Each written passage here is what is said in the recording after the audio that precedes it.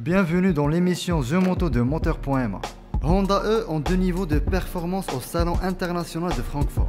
Jusqu'à présent, la vente de la nouvelle Honda s'est écoulée à 35 000 exemplaires. Maintenant, les Japonais sont devenus plus distincts en proposant des tarifs moins chers.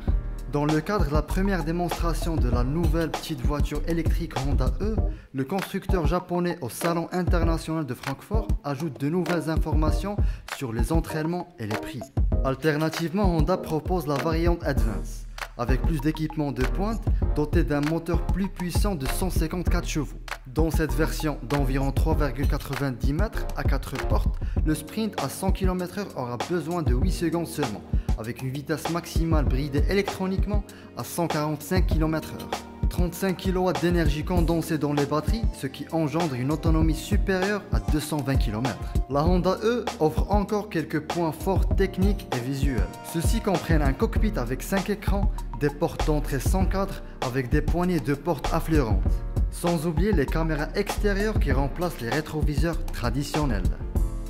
Audi RS7 Sportback présente en force au Salon International de Francfort, la deuxième génération offre non seulement plus de puissance, mais également plus d'avantages de fonctionnalités pour une utilisation quotidienne. Le nouveau RS7 porte sous le capot un V8 Twin Turbo récemment développé.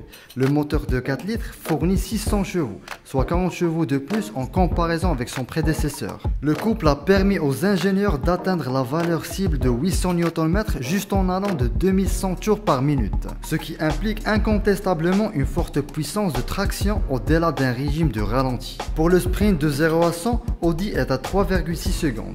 Pour la première fois dans l'histoire de l'RS, il existe une désactivation des cylindres, associée à un système hybride doux de 48 volts. Un générateur de courroie de démarrage récupère de la puissance lors du ralentissement ou du freinage et permet de naviguer avec le moteur à l'arrêt. Pour la dynamique de conduite, les développeurs de la RS7 ont réuni les meilleurs ingrédients disponibles dans le groupe. Ceci inclut une suspension pneumatique adaptative, mais aussi une direction très progressive. C'était The Moto, à très bientôt.